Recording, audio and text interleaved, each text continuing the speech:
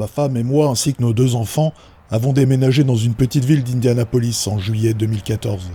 Nous avons déménagé pour fuir l'agitation des grandes villes, ainsi que le stress lié à nos vies professionnelles. J'ai vendu mon business et ma femme en a commencé un autre dans le sud d'Indianapolis. Nos enfants avaient besoin de couper et d'avoir une nouvelle vie, en particulier depuis que moi, leur père, était devenu handicapé et que les enfants étaient transbahutés d'hôpitaux en hôpitaux depuis quelques années pour me rendre visite. J'avais été gravement blessé lors d'un accident de la route. Un week-end d'été, après notre déménagement dans la nouvelle maison, ma femme a reçu une invitation pour un enterrement de vie de jeune fille au centre-ville d'Indianapolis, à Broad Ripple, un coin bourré de hipsters et d'étudiants, un endroit qu'on fréquentait lorsque nous avons habité une première fois à Indianapolis, après l'université lorsque nous avions un peu plus de la vingtaine. Broad Ripple est un endroit sympa avec des bars, des restos et ainsi de suite. En fait, on y a vécu une année, pensant que nous allions y être bien. Seulement, on a découvert que nous étions voisins avec un violeur, que des cafards pullulaient dans la résidence, et qu'un couple complètement dingue vivait juste à côté de nous. Nous avions tout arrangé avec ma femme par rapport à sa soirée. On a envoyé les enfants chez les grands-parents, histoire qu'ils ne tombent pas sur leur mère à 3h du mat, après 4 ou 5 verres de vin, quelques bières et 1 ou 2 shots, sans mentionner le fait qu'elle risquait d'être dans un état second. Concernant cet enterrement de vie de jeune fille, il était prévu que je la récupère après les festivités à la fermeture du bar, ce qui me paraissait le mieux. L'alternative était de commander un chauffeur Uber pour une centaine de dollars au moins, ou de la laisser rentrer seule avec le risque de payer 20 000 $ en cas de contrôle routier par la police, sans parler du risque pour elle de se tuer, de se blesser ou de blesser d'autres personnes. Affronter une bande de nanas ivres, ce n'est pas l'idée que je me fais lorsque l'on parle d'une bonne soirée. En effet, j'avais eu mes expériences lorsque j'étais serveur dans un bar plus jeune, alors que j'étais encore étudiant. J'ai donc choisi d'attendre la dernière minute avant de quitter la maison et de réaliser le trajet de 45 minutes, jusqu'au centre-ville afin de la récupérer. Je suis parti vers 2h15 du matin. À ce moment-là, rien d'anormal dans le voisinage, rien qui ne sorte de l'ordinaire. Après avoir parcouru l'autoroute et esquivé les zones en travaux et les barils oranges, qui encombraient le réseau, j'ai récupéré ma femme, que je n'ai pas trouvé si saoule que ça au vu du nombre considérable de personnes bourrées que j'ai eu trébucher vaciller le long du bar. Elle était juste un peu saoule et de bonne humeur. En bégayant un petit peu, elle me supplia de l'emmener prendre un McDo. Le mélange d'alcool commençait à lui faire mal au crâne. Obligé de passer par le McDrive, nous sommes ensuite rentrés à la maison.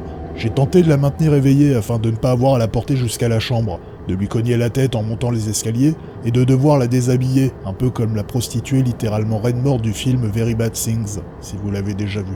Seulement le trajet l'avait claqué et c'est en descendant de la voiture et en faisant le tour pour lui ouvrir la porte que ma nuit plutôt classique jusqu'alors se transformera radicalement.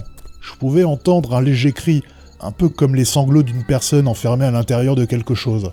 J'ai fait un 360 pour regarder autour de moi et dans le voisinage, et je n'ai rien vu qui sortait de l'ordinaire. Seulement les pissenlits qui recouvraient les pelouses, un chat errant et ce qui ressemblait à des yeux luisants. J'en ai déduit que cela devait être un raton laveur qui se cherchait un petit encas nocturne dans les poubelles le long de la rue.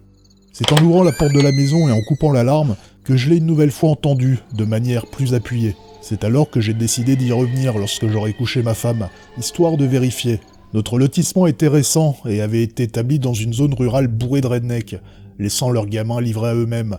Du coup, j'ai pensé que ce pleur venait d'une famille avec des parents qui appliquaient leur haut talent d'éducation à leurs gosses, si vous voyez ce que je veux dire. J'ai fermé la porte et j'ai accompagné ma femme jusqu'à notre chambre, la traînant dans les escaliers jusque dans le lit. J'en ai profité pour jeter un coup d'œil par la fenêtre en haut des escaliers.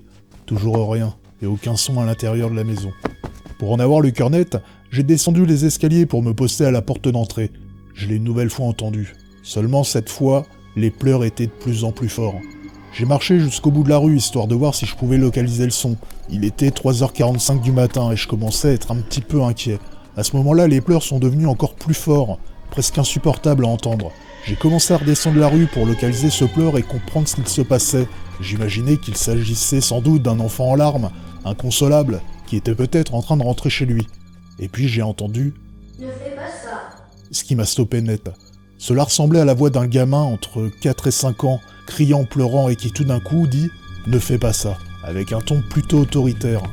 C'était plutôt effrayant et bizarre à la fois. Je me serais sûrement pissé dessus si je n'avais pas été autant crevé par ma nuit blanche qui commençait à se profiler.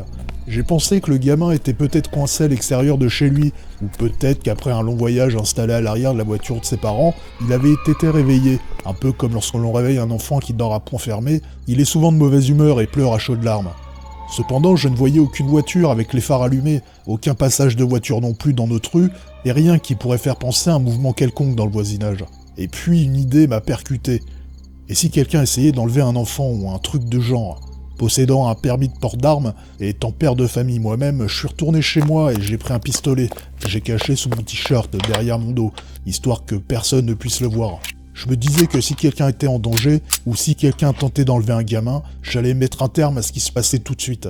J'ai aussi pris mon téléphone portable qui se trouvait sur le comptoir, et je suis sorti de chez moi, prévoyant si besoin de contacter la police. Alors que je marchais au milieu de la rue, j'essayais de comprendre ce qui causait à ce gamin autant de terreur. J'ai regardé toutes les fenêtres, me disant qu'il était possible qu'un enfant ait fait un genre de terreur nocturne, et ce que j'entendais pourrait venir de sa chambre. Seulement, je n'ai trouvé aucune fenêtre ouverte, aucune lumière, aucun indice qui laisserait à penser qu'un événement de ce genre se déroulerait dans la maison d'un de mes voisins. Il était très facile en parcourant la rue grâce aux lumières des maisons de voir qui était debout. Là, tout était noir. Arrivé à mi-chemin dans la rue, les pleurs se sont transformés en cris. J'étais littéralement terrifié. J'avais sorti mon pistolet et avais composé le numéro pour appeler la police. Ce n'était pas un cri ordinaire, c'était à vous glacer le sang, un peu comme si on refermait la porte d'une voiture sur votre main pendant de longues minutes. De longues minutes. Cela a duré 5 ou 7 minutes. Je suis retourné dans mon allée regardant entre les maisons. J'aurais pu jurer que cela venait d'une des maisons en particulier, mais les cris se jouaient de moi, donnant l'impression de se déplacer. Je suis revenu sur mes pas, pistolet tiré, mais je n'avais toujours rien vu. L'opératrice de la police au bout du film confirma qu'elle pouvait elle aussi entendre les cris. Elle semblait un peu secouée. Elle me dit que ce genre d'événement pouvait mal tourner pour les personnes impliquées. Elle me demanda de rentrer chez moi, de fermer la porte. Si j'arrivais à voir quelque chose de ma fenêtre, je devais lui en faire part tout en restant à couvert. Ce que je n'ai pas fait. Le bébé ou le petit enfant criait « Maman, maman !» Mais d'où j'étais, impossible de voir quoi que ce soit. Je commençais à entendre des coups, un peu comme quelqu'un frappant sur des portes et des murs à l'intérieur d'une des maisons du quartier. Comme si quelqu'un avait pris un marteau et avait décidé de redécorer sa maison à 4h du mat, tout en frappant ses enfants en même temps.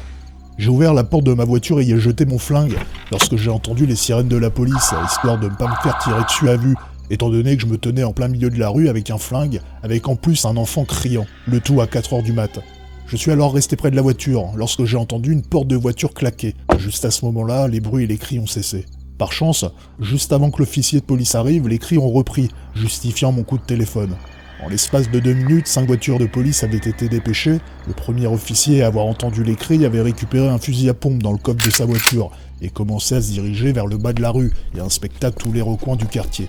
2 officiers sont partis également à pied, 2 sont restés dans leur voiture et un dernier était posté au milieu de la rue. Ils ont tous coupé leurs sirènes et leurs lumières et sont finalement partis eux aussi explorer le quartier pendant 2 ou 3 minutes. Lorsque quelque chose de dingue est arrivé. Le son s'est complètement arrêté, et une voiture style hybride a déboulé dans la rue de notre quartier et a fait un dérapage à au moins 80 km/h lorsqu'elle s'est retrouvée bloquée par les 5 voitures de police au milieu de la rue. La personne qui venait d'être stoppée n'était pas une criminelle, mais une voisine.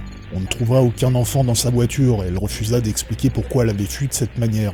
La police visita les alentours de sa maison, mais ne trouva rien. Cette femme, qui était une voisine, ne retournera plus jamais chez elle. Je venais de la voir fuir sa maison sans jamais y retourner. J'avais déjà vu sa voiture par le passé. Elle ressemblait simplement à une femme d'âge moyen, très classique, une voisine qui n'avait sans doute rien à cacher. J'ai ensuite discuté avec un des officiers de police pendant 20-30 minutes. Lui aussi avait entendu ces cris et était plutôt inquiet. Malheureusement, il ne pouvait rien faire de plus, surtout depuis que les cris avaient cessé. Selon lui, même pas la moitié des habitants du quartier l'autoriserait à rentrer chez eux pour pousser l'investigation, même s'il s'agissait de cris d'enfants. Il secoua la tête et retourna en bas de la rue jusqu'à sa voiture, dont il avait laissé la fenêtre ouverte. Il mit facilement 5 minutes pour faire 50 mètres et tourna 3-4 fois avant de partir. Il savait que quelque chose ne tournait pas rond.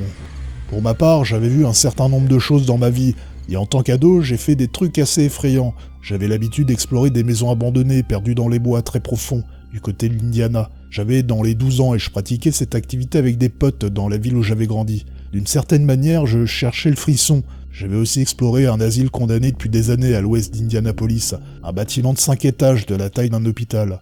On avait aussi exploré le Triton Central School, qui avait brûlé avec les élèves à l'intérieur, complètement abandonné depuis, mais avec encore des leçons inscrites sur les tableaux noirs. J'imagine que certaines personnes ont dû poster des vidéos d'exploration sur YouTube concernant les lieux que je vous ai donnés. Cependant, rien ne m'a plus effrayé que ce que je vais vous raconter. Quelques mois plus tard, vers octobre, Je devais déposer mes enfants à l'arrêt de bus. J'attendais avec les autres parents au bout de la rue, là où nos gamins prenaient le bus le matin pour aller à l'école. On parlait d'Halloween et mon fils se demandait quelle quantité de bonbons il allait bien pouvoir soudoyer aux voisins du quartier. Les enfants ont sauté dans le bus et une des mamans s'est arrêtée au bout de mon allée pour discuter. On a parlé du voisinage et des nombreux panneaux de location et de vente de maisons dans le quartier. Je trouvais étrange que sur 15 maisons, la moitié était en vente ou proposée à la location. C'est alors qu'elle a lâché une bombe. Elle m'a juste répondu tout simplement « Ah, vous savez pas, mais le quartier est tenté ». Je l'ai regardée comme pour lui dire « Je sais ». Et elle continua.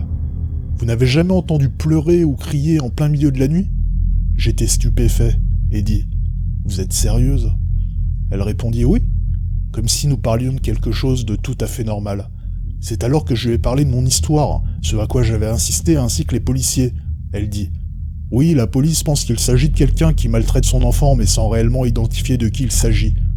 Un fantôme, un esprit, une possession, dans tous les cas c'est malveillant et ça ne partira pas. » Nous en sommes arrivés à parler de la femme qui était dans la voiture hybride cette nuit-là, et comment elle en était arrivée à ne plus dormir la nuit.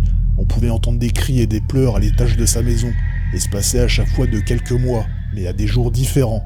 Le phénomène débutait à chaque fois à 3h45 du matin et durait entre 20 et 30 minutes.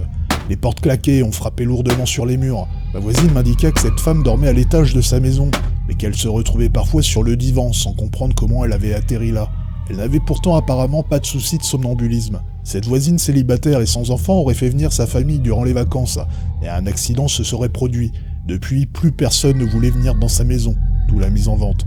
Elle m'expliquait également que ses voisins de l'autre côté de la rue ont une nuit tellement eu peur et ont été tellement bouleversés qu'ils ont quitté leur maison en plein milieu de la nuit et n'y sont jamais retournés. Une entreprise de déménagement est venue récupérer toutes leurs affaires. Ils ne voulaient plus retourner dans cette maison.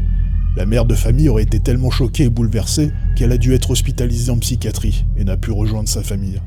Voilà, c'est comme ça que j'ai appris pourquoi autant de maisons étaient en vente et pourquoi il y avait autant de déménagements. A priori, en commençant par le bout de la rue, cette entité passe de maison en maison, pleurant, criant, frappant sur les murs et claquant les portes. J'ai alors demandé à ma voisine si quelque chose était arrivé dans sa maison. Elle dit « Oh bien sûr, mon mari ne rentre plus dans la chambre d'amis depuis qu'une nuit, alors que moi et nos enfants étions chez mes parents, quelque chose est arrivé. Il était seul dans la maison, il la quitta vers 4h du matin pour prendre une chambre d'hôtel tellement il avait été effrayé. Elle dira que depuis rien n'était arrivé. Toutefois, elle indiquera que sa fille avait un ami imaginaire avec qui elle jouait dans la chambre d'amis. Cet ami ne voudrait pas sortir à cause de la méchante maman. Je sais que cette histoire est folle. Depuis, toutes les maisons en vente ont trouvé des acquéreurs, et les autres maisons en location sont occupées. Depuis, le cycle s'est reproduit encore et encore, attendant de savoir qui sera la prochaine victime et qui devra quitter sa maison.